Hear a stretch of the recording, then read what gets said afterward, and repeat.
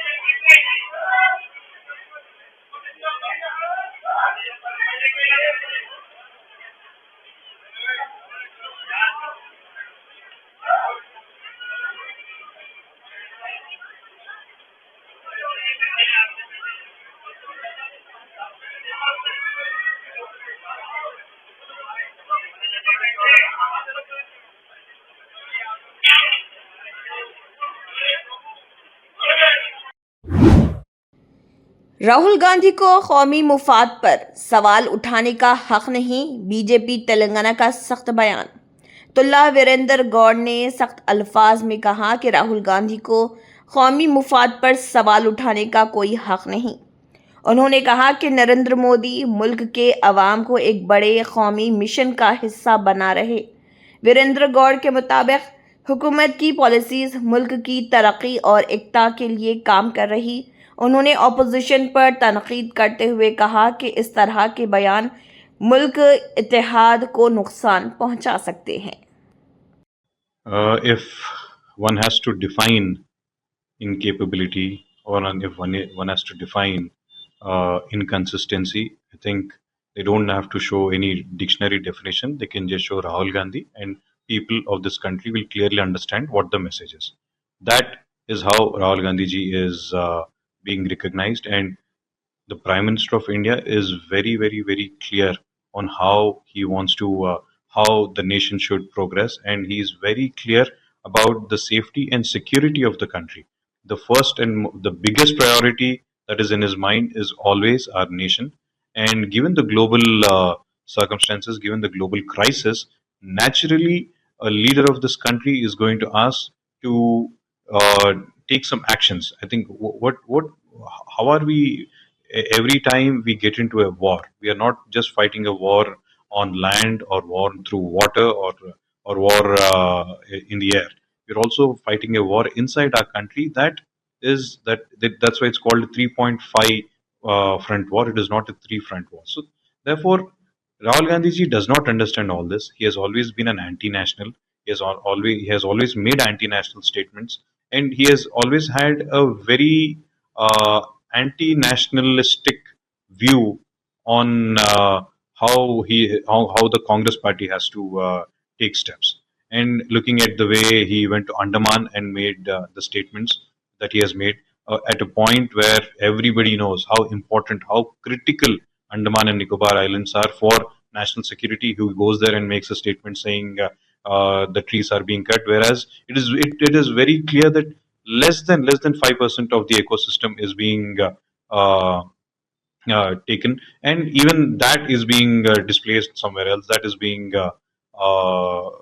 cultivated somewhere else. So instead of thinking about national security, he wants to think of Chinese security. I think that is the mindset Rahul Gandhi ji has, and he has no right, absolutely no right to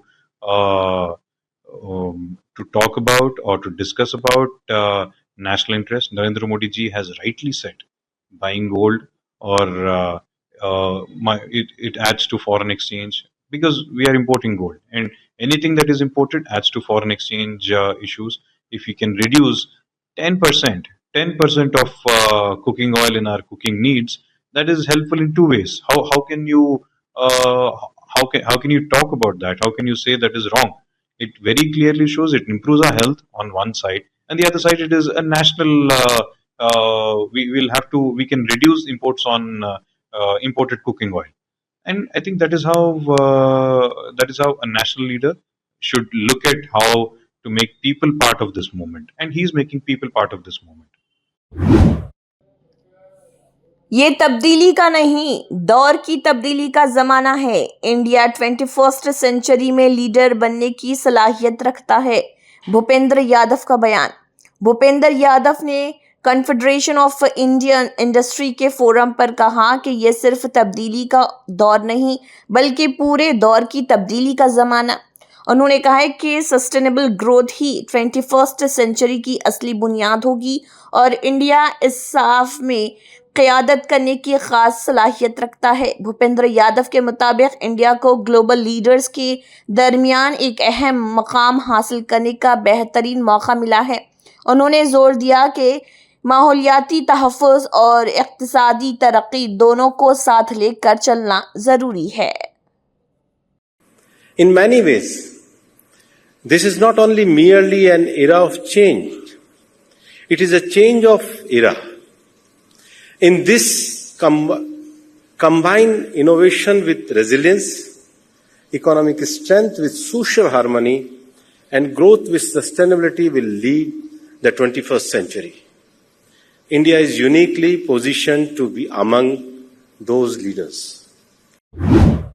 foreign policy पर तनकीद, आम आदमी मुसीबत में, हरीश रावत का बयान। हरीश रावत ने कहा कि मुल्क की गैर मुयस्सर फॉरेन पॉलिसी की वजह से आम आदमी को शदीद मुश्किलात का सामना। उन्होंने इल्ज़ाम लगाया कि मौजूदा डिप्लोमेटिक फैसलों का असर सीधा महंगाई और रोज़मर्रा की ज़िंदगी पर पड़ रहा। हरीश रावत के मुताबिक जब तक फॉरेन पॉलिसी को दुरुस्त सिमत में नहीं चलाया जाता तब तक आम लोगों की परेशानियां कम नहीं होंगी। उन्होंने हुकूमत से मुतालबा किया कि फॉरेन पॉलिसी को ज़्यादा मजबूत और अवामी फ़ायदे के मुताबिक बनाया जाए। आपको ये अपील 1 महीने पहले करनी चाहिए थी, तब क्यों नहीं की? क्योंकि इसलिए कि चुनाव हो रहे थे। आप चुनाव के वक्त में अपील नहीं करना चाहते थे, दर्शाना नहीं चाहते थे कि कहीं पर कोई दिक्कत है, कष्ट है।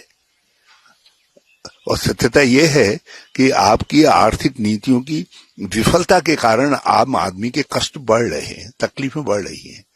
हम जहां देश का सवाल है, जहां देश के लोगों का सवाल है, हम सरकार के साथ को नैतिक बल देंगे, लेकिन सवाल यह है कि आपकी नीतियां तो ठीक हों, आप तो ठीक काम करें। जहां पर नैतिक बल की जरूरत है, जो एक बात प्रधानमंत्री जी ने जो अपील आम नागरिकों से की है, हाँ, हम ये जरूर कहते हैं जब ऐसा समय आता है तो उसमें जो है सबको कहीं न कहीं थोड़ा सहयोग देना चाहिए, मगर जो सहयोग ले रहा है वो लेने लायक पात्र तो हो। क्राइसिस में इत्तेहाद जरूरी है, मरकजी हुकूमत रियासतों के साथ ईमानदारी दिखाए, दिनेश गुंडू राव का बयान। दिनेश गुंडू राव ने कहा कि जब मुल्क किसी भी मुश्किल सूरत हाल से गुजरता है तो सबको मिलकर काम करना चाहिए। उन्होंने नरेंद्र मोदी की फ्यूल यूसेज कम करने की अपील पर रद्दअमल देते हुए कहा कि वेस्ट एशिया क्राइसिस के दौरान ये एक अहम मौजू है। कर्नाटका वजीर का कहना था कि मरकजी हुकूमत को रियासतों के साथ ईमानदारी और वजाहत के साथ रवैया अपनाना चाहिए। उन्होंने जोर दिया कि मुल्क के बेहतरी के लिए मरकज और रियासत के दरमियान बेहतर राब्ता और इत्तेहाद ज़रूरी है। No, it shows that there is a serious economic problem because till now they were saying we have enough reserves and there is nothing to worry about. But if PM is saying we should cut down on travel, we should stop buying gold, and we should work from home and have less fuel expenditure, shows there is a deep crisis. And of course, in a crisis, we all have to come together. But the government should be honest. Now, PM announces that we should not travel, and then he's going on for a 1 week, 10-day foreign tour. And we saw yesterday, day before, he is touring all over, using helicopters and planes going from Delhi to Bangalore to Hyderabad. So he should lead by example, no? Simply telling everybody else to sacrifice, and you are going on all your travels, which is some of them are purely for political reasons. So that is something which is very worrying. But of course, whenever the country is in a problem, we should all come together, no doubt about that. But they should tell us the exact truth, what is happening, and how do we have to prepare for this? Because the rupee value is getting devalued. We are seeing it touched 95 rupees also a few days back. So it shows that there is a huge problem, and the central government should be honest about it, truthful about it, and take everybody into confidence, opposition parties into confidence, and then discuss and then take things forward. Suvendu अधिकारी 8 case, Ballia से गिरफ्तार शख्स की वालिदा का CBI तलब। सुवेंदु अधिकारी के 8 के कत्ल केस में सेंट्रल ब्यूरो ऑफ इन्वेस्टिगेशन से तहकीकात की डिमांड तेज हो गई। बालिया यूपी से गिरफ्तार किए गए एक शख्स राज सिंह की वालिदा ने दावा किया है कि उनका बेटा कभी कोलकाता गया ही नहीं। उनका कहना है कि वो सिर्फ बालिया में मौजूद था और इस बात की तस्दीक सीसीटीवी फुटेज और मोबाइल फोन रिकॉर्ड से हो सकती है। वालिदा ने मुतालबा किया है कि केस की सीबीआई से गैर जानिबदार तहकीकात करवाई जाए। इस मामले ने सियासत और कानूनी हलकों में नया तनाज़ा खड़ा कर दिया। बाबू जा रहा था, राज एमएलसी साहब के बेटी की शादी थी लखनऊ, और मैं भी उसके साथ चली गई। मेरे साथ राज गया, मेरा ड्राइवर थे जिनका नाम ओम प्रकाश सिंह है, और एक और लड़का गया था जो फ़ोटो खींचने के लिए गया था, और एक राज का दोस्त गया था जिसका नाम मोनू सिंह है, और तो हम पांचों लोग लखनऊ गए। जा कर के गेस्ट हाउस में रुके जहाँ से एमएलसी साहब के बेटी के मैरिज हॉल नज़दीक था, वहाँ पे रुके। बच्चे चले गए शादी में, हम गेस्ट हाउस ही रुक गए, और गेस्ट हाउस रुकने के बाद बाबू 12 बजे के करीब आया। शादी अटेंड करके ये चारों लोग आए, फिर सो हो गए। हम लोग सुबह उठे, नहा धो करके फ्रेश हो करके हम लोग दर्शन करने की चौथा शरीफ गए, जो कि अम्बेडकर नगर में पड़ता है। वहाँ मखदूम अशरफ बाबा का मज़ार है। वहाँ जा कर के हम लोग गेस्ट हाउस बुक किए हैं, और उसके बाद वहाँ रुके हैं। उस रात हम लोग रुक गए हैं। सुबह वाले दिन जाकर दर्शन किए हैं। दर्शन करने के बाद, पूजा पाठ करने के बाद फिर हम लोग अयोध्या के लिए निकल गए हैं। अयोध्या जा कर के हम लोग 8:30 और 9 के बीच में हम लोग अयोध्या जा कर के दर्शन किए। दर्शन करने के बाद बच्चों को भूख लगी थी, तो ढाबे पर ले जा कर के उनको खाना खिलाई, और खाना खा कर के जो ही मैं वहाँ से निकल रही थी, एसओजी की टीम हमारी गाड़ी रोक दी और हमको और हमारे बच्चे को वहाँ से अगवा कर लिया। अपने पास पूरे रात रखे, हमको तो लेडीज वो में रखे, क्या होता है थाना में, और 4 लोगों को अपने तरफ रखे थे। कहाँ रखे थे हम नहीं जानते। उसके बाद वहाँ हमको कल सुबह वाले दिन 12 और 1 के बीच में हमको खाली राज से मिलवाए, और उसके बाद बोले लोग कि इसको फ्लाइट से ले करके और कोलकाता जा रहे हैं। उसको लेकर चले गए, जबकि हमारा बेटा 6 तारीख को यहाँ शॉपिंग किया है, और ड्रेस लैंड में जाकर देखिए कपड़ा खरीदा है, और 7 तारीख को हम लोग 11 साढ़े 11 के आसपास में कुछ चले हैं लखनऊ के लिए, और कह रहे हैं लोग कि 6 तारीख को कहाँ गया था तो क्या गया था। हम यही चाहती हूँ और निवेदन करती हूँ कि इसकी जांच की जाए और मेरे बच्चे के साथ न्याय किया जाए, सीबीआई जांच किया जाए, और सारे फुटेज कैमरा हमारे घर में जैसे है मेरा बेटा, हम घर में भी कैमरा लगाई हूँ, वो भी है, उसमें भी राज है और हमारा सब को दिया जाए, जबकि हमारी कोई रिश्तेदारी भी नहीं है कोलकाता में। हम कभी नहीं गए बच्चों को लेकर, राज तो कभी भी नहीं गया, हम कभी नहीं गए कोलकाता, हमारी कोई रिश्तेदारी भी नहीं है, न समझना घूमने भी नहीं गए। सरकार से यही मांग करूंगी कि मेरे बच्चे का सारा एविडेंस मेरे पास है, घर में है, ड्रेस लाइन में कपड़ा खरीद रहा है, पूरे शहर में कपड़ा खरीद रहा है, जिम करता है, मोबाइल को ट्रैक किया जाए और सब देखा जाए कि वो 6 तारीख क्या, वो 2-3 महीने से हमारे पास ही है, घर ही है। राहुल गांधी हर रियासत में नाकाबिले कबूल, मुल्क पीएम मोदी के साथ, फडणवीस का सख्त बयान। देवेंद्र फडणवीस ने कॉम्प्रोमाइज्ड पीएम के बयान पर सख्त रद्दमल देते हुए कहा कि राहुल गांधी को हर रियासत में रद्द किया जा चुका है। उन्होंने कहा है कि मुल्क की आवाम नरेंद्र मोदी के साथ खड़ी है और उनकी लीडरशिप पर पूरा एतमाद रखती है। फडणवीस के इस बयान के बाद सियासी माहौल में गर्माहट और भी बहुत बढ़ गई, जबकि ऑपोजिशन और रूलिंग पार्टी के दरमियान अल्फाजी जंग तेज हो गई।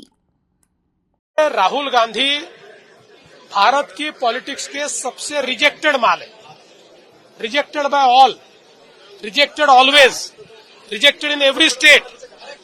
तो मुझे ऐसा लगता है कि ये जो लोगों ने रिजेक्ट किया हुआ माल है, डेमोक्रेसी में जिसको लोग एक्सेप्ट करते हैं वही महत्वपूर्ण होता है।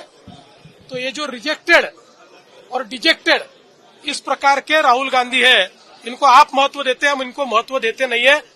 देश मोदी जी के साथ खड़ा है, देश मोदी जी के पीछे खड़ा है, देश बार बार मोदी जी को आशीर्वाद देता है। गठबंधन के साथ वफादारी बरकरार, फ्लोर टेस्ट में एसपीए के हक में वोट। प्रेमलता विजयकांत ने ऐलान किया है कि वो अपने सियासी गठबंधन के साथ मुकम्मल वफादारी निभाएंगी। उन्होंने कहा है कि फ्लोर टेस्ट के दौरान वो एसपीए के हक में वोट डालेंगी। प्रेमलता विजयकांत के इस बयान के बाद सियासी हलकों में गठबंधन की मजबूती पर बहस तेज। उनका कहना था कि सियासी इत्तेहाद और वादों की पासदारी उनकी पहली तरजीह। ஒரு சட்டசபை அதுல முதல் முறையாக ஒரு சட்டமன்ற உறுப்பினராக நான் வந்திருக்கிறேன். எனவே கேப்டன் பிளெஸிங்கோட, தமிழ்நாடு மக்களோட பிளெஸிங்கோட, என்னுடைய வாழ்த்து, நான் இன்னைக்கு பிளெஸிங்கோட உள்ள போயிருக்கேன். என்னுடைய உறுதிமொழியை நான் ஏற்றிருக்கிறேன். சட்டமன்ற உறுப்பினராக வந்திருக்கேன். இனிமேல் நிச்சயமாக நாட்டுக்காகவும் மக்களுக்காகவும் நான் பேசுவேன். ஒரு 3 கையெழுத்து போட்டிருந்தாங்க நேத்துக்கு. அந்த ஒரு கையெழுத்துல 200 யூனிட் நாங்க எலக்ட்ரிசிட்டி ஃப்ரீயா அன்கண்டிஷனலா கொடுப்போம்னு சொல்லி போட்டிருந்தாங்க. ஆனா ஆல்ரெடி இப்ப கண்டிஷன்ஸ் விட்டுருக்காங்க. அதாவது 500 யூனிட் இருந்தா தான் 200 யூனிட்டுக்காக நாங்க ஃப்ரீயா கொடுப்போம், அதுக்கு மேல இருந்தா 100 யூனிட் தான் ஃப்ரீயா கொடுப்போம். அது 2 மாசத்துக்கு ஒரு தடவை, only by monthly there will be a condition அப்படினு சொல்லிருக்காங்க. DMK and others have also questioned the same. How do you see these promises, because one by one the strings are getting untied? So yesterday only he took his position as a CM. Let us give time for him, okay, because yesterday he signed for 3 issues. So I first of all, this is the first day, so my hearty wishes for him. After that I will comment on it. சட்டப்பேரவையில பெரும்பான்மை நிரூபிக்க வேண்டிய தேவை இருக்கு. அப்படி பெரும்பான்மை நிரூபிக்கிறதுக்கு சட்டமன்றத்தில் கூட்டம் நடக்கும்போது நீங்க தாவேகா தலைவர் விஜய் அவர்களுக்கு ஆதரவா வாக்களிப்பீங்களா? நான் சார்ந்த மத சார்பற்ற வெற்றி கூட்டணியில தான் நான் வாக்களிப்பேன். அந்த வகையில் நான் என் கூட்டணிக்கு உண்மையாகவும் நேர்மையாகவும் இருப்பேன். मोदी की अपील पर अमल करें, ऑपोजिशन की तनकीद नजरअंदाज करें। रामदास अठावले। मरकजी वजीर रामदास अठावले ने कहा कि मुल्क की मईशत को मजबूत बनाने के लिए सबको नरेंद्र मोदी की अपील पर अमल करना चाहिए। उन्होंने कहा है कि ऑपोजिशन की तनकीद और तबसरों को इस मामले में अहमियत देने की ज़रूरत नहीं। अठावले के मुताबिक मुल्क की तरक्की और इक्तिसादी ग्रोथ के लिए हुकूमत के साथ मिलकर काम करना वक्त की ज़रूरत। उनका कहना था कि कौमी मुफाद के लिए सियासी इख्तलाफात से ऊपर उठकर सोचना होगा। माननीय प्रधानमंत्री जी ने जिस तरह अपने देश की इकोनॉमी अगर डेवलप करना है, हर व्यक्ति को न्याय अगर देना है, आर्थिक न्याय, तो मुझे लगता है कि जिस तरह सोने के भाव बहुत ज्यादा बढ़ रहे हैं और इसीलिए अपनी इकोनॉमी अगर थोड़ी स्ट्रांग करनी है तो उन्होंने अपील किया है कि भाई लोगों ने अभी थोड़ा ज्यादा सोना नहीं खरीदना चाहिए और उसके साथ साथ मतलब ज्यादा फॉरेन टूर भी नहीं करना चाहिए, क्योंकि अपना पैसा ऐसे ट्रैवलिंग में सोने में ना खर्चा करते हुए उन्होंने एक स्मॉल स्केल इंडस्ट्री खड़ी करनी चाहिए, उद्योग खड़ा करना चाहिए और मेड इन इंडिया को बहुत बड़ा सपोर्ट देने का सरकार का निर्णय है। अभी अपने देश की इकोनॉमी 10 नंबर से 4 नंबर पर आई है और अभी हमें 3 नंबर पर जाना है, 2 नंबर पर जाना है। 25 करोड़ लोग गरीबी रेखा के ऊपर आए हैं, तो इसलिए मुझे लगता है कि जो प्रधानमंत्री जी ने अपील किया है उसको ध्यान में रखते हुए सभी लोगों से मैं प्रधानमंत्री जी के भूमिका का समर्थन करता हूं और सभी लोगों को अपील करना चाहता हूं कि आप लोगों ने प्रधानमंत्री जी के सूचना के मुताबिक अपनी सोना ज्यादा खरीदना नहीं है और ज्यादा फॉरेन टूर भी नहीं करना है, तो ये बहुत ही अच्छा उन्होंने अपनी भूमिका रखी है। मुझे लगता है कि राहुल गांधी के बयान की तरफ हम ध्यान नहीं देते हैं, क्योंकि हमें ध्यान देना है लोगों की इकोनॉमी की तरफ। हमें ध्यान देना है कि गरीब है, महिला है, युवा है, बेरोजगार है, किसान है, दलित है, आदिवासी है, इनके तरफ हमको ध्यान देना है। राहुल गांधी की तरफ ध्यान देने के लिए हमको टाइम नहीं है। राहुल गांधी हर बात पर मोदी साहब पर टीका टिप्पणी करते रहते हैं, लेकिन आप लोगों ने देखा है कि बंगाल में इतनी सफलता अपने को मिली कि देश को आजादी मिलने के बाद 93% टोटल वोटिंग हुआ कुछ क्षेत्र में और कुछ क्षेत्र में 96% वोट हुआ है। तो मतलब ये आजादी के बाद इतना बड़ा वोटिंग पहली बार हुआ है। तो हम लोकतंत्र को सलाम करते हैं और जिस तरह 2021 में ममता दीदी को बहुत बड़ा अच्छा बहुमत मिला था, उनका हमने बहुत बड़ा अभिनंदन भी किया था। अभी बीजेपी को बहुत बड़ा समर्थन मिला है, तो इसीलिए मुझे लगता है कि नरेंद्र मोदी जी एक बहुत ही लोकप्रिय प्रधानमंत्री के माध्यम से आगे चल रहे हैं और कांग्रेस पार्टी को राहुल गांधी भी उसका बहुत बड़ा गुस्सा है और इसीलिए हर बात पर वो माननीय मोदी साहब पर टीका टिप्पणी करते हैं, लेकिन हम उनके तरफ ज्यादा ध्यान नहीं देते।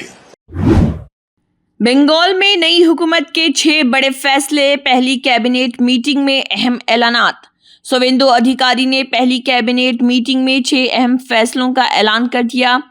कैबिनेट के 6 बड़े फैसले, बांग्लादेश सरहद से मुत्तसिल जमीन 45 दिन के अंदर बॉर्डर सिक्योरिटी फोर्स के हवाले की जाएगी। जुल्म से मुतासरा खानदानों को सोशल सिक्योरिटी और पूरी सरकारी मदद दी जाएगी। IAS, IPS और WBPS ऑफिसर्स को ट्रेनिंग के लिए दूसरी रियासतों में भेजा जाएगा। भारतीय न्याय स्नेहता के फौरन नाफिज किए जाएंगे। रिक्रूटमेंट ना होने की वजह से एज लिमिट क्रॉस करने वालों को 5 साल की रिलैक्सेशन मिलेगी। आयुष्मान भारत, PM विश्वकर्मा और बेटी बचाओ बेटी पढ़ाओ जैसी मरकजी स्कीम्स बंगाल में लागू की जाएंगी। ये फैसले बंगाल की सियासत और इंतजामिया में बड़े तब्दीलियों का इशारा दे रही। পশ্চিমবঙ্গের সুরক্ষার প্রশ্ন এবং যেভাবে জনবিন্যাস বদলে গেছে, আজকে আমরা প্রথম দিনই আমরা কেন্দ্রীয় স্বরাষ্ট্র দপ্তর তথা BSF এর সীমান্ত সুরক্ষিত করার জন্য জমি ট্রান্সফার প্রক্রিয়া আমরা আজকে অনুমোদন দিলাম এবং আজ থেকেই ল্যান্ড ট্রান্সফার প্রক্রিয়া শুরু হবে। ভূমি ও রাজস্ব সচিব তাকে এবং মুখ্য সচিবকে দায়িত্ব দেওয়া হলো 45 দিনের মধ্যে BSF এর প্রয়োজনীয় জমি হস্তান্তর সম্পূর্ণ করতে হবে, যা আমাদের কেন্দ্রীয় স্বরাষ্ট্রমন্ত্রী নির্বাচনের আগেই বলেছিলেন। এই কাজটা আজকে প্রথম ক্যাবিনেটে আমরা করলাম। तमिलनाडु असेंबली में सुपरस्टार विजय की ग्रैंड एंट्री, पेरंबूर MLA के तौर पर हलफ। मशहूर अदाकार विजय ने सियासत में एक और अहम कदम रखते हुए असेंबली में दाखिल होकर पेरंबूर के MLA के तौर पर हलफ उठाया। असेंबली में विजय की एंट्री ने उनके हिमायतियों में जबरदस्त जोश पैदा कर दिया। फिल्म स्क्रीन के बाद अब सियासी मैदान में भी विजय अपनी नई इनिंग्स का आगाज कर चुके हैं। पेरम्बूर के अवाम की नुमाइंदगी करते हुए विजय का असम्बली में पहला कदम सियासी तौर पर बड़ी तरक्की माना जा रहा। சி ஜோசப் விஜய் எனும் நான் சட்ட முறைப்படி நிறுவப்பெற்றுள்ள இந்திய அரசமைப்பு சட்டத்தில் உண்மையான நம்பிக்கையும் பற்றுறுதியும் கொண்டிருப்பேன் என்றும் இந்திய நாட்டின் இறையாண்மையையும் ஒருமைப்பாட்டையும் நிலைநிறுத்துவேன் என்றும் நான் மேற்கொள்ள இருக்கும் கடமையை நேர்மையுடன் நிறைவேற்றுவேன் என்றும் உளமாற உறுதி கூறுகிறேன்.